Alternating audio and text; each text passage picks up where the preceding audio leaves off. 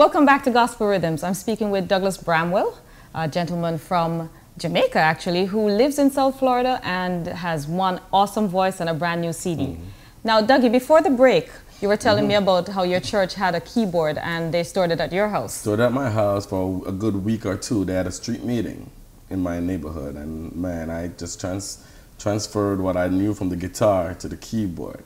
And even when I convinced the pastor that I knew how to play, he was like, "No, you don't know how to play." And I pick around, and that's how I really learned how to play the keyboards. God is just good to me. That music just comes natural for me. It comes so natural. You know, it's amazing how God gives us those talents, because I sing, I dance, I write, and all of that just comes, sitting here talking to you comes natural to me. And I think it's so important that people recognize the talents that God has given them. Everybody wants to sing. Well, we're not all singers. And to use those talents in the way that God has given us to use them. And you're a worship minister in your church. I love to worship. The day I learned what praise and worship was, because again, coming from a Caribbean background, all we knew was song service. Right. We'll sing 2 lively chorus and hand over to the moderator. And I kept those lines in my mind all the time, because now that I know how to worship, it's for me to teach others, young worshipers, that, you know what, song service was back in the day.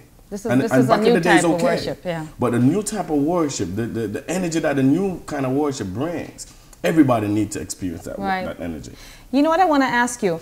And this is something that I interview a lot of artists, a lot of young artists, and one of the issues that they have is balancing serving in their church with working and their family, and also performing full-time, ministering out on the street full-time. How do you balance that? Well, let me turn to the camera and tell somebody this something. If you are getting married and you're a minister of music, get married to the right person. Seek God for the right person.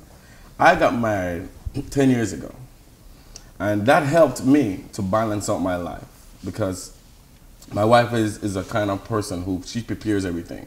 She plans everything. She's a planner. I'm not a planner. I'm so spontaneous. You call me and say, come, and I'll just, okay, let's go. But she plans stuff, and ever since I met her, she balanced me out.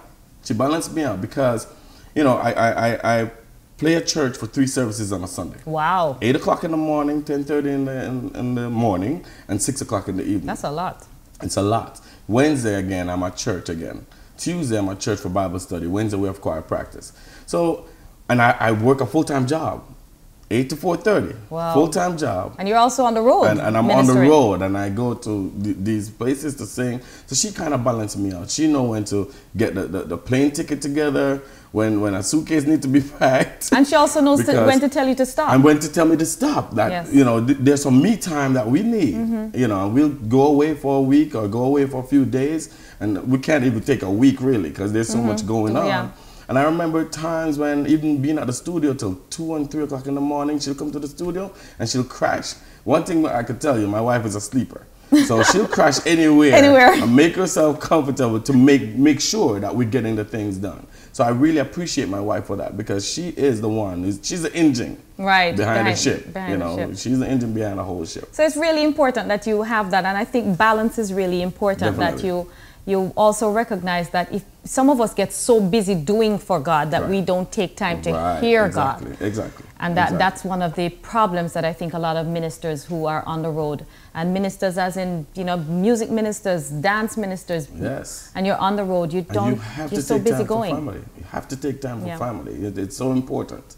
And growing up from the background that we have, family is so important. Yes. You know what I'm saying? And I refuse to be, you know, the absent husband. Right. So I take my wife everywhere. Good. Everywhere I take her, I say, let's go, pack it up, let's go. We're all going. We're all going, all going. My dad was like that. He wasn't in ministry or music. Well, he was in his latter years, but it didn't matter what it was, wherever everybody was going. The truck, let's go.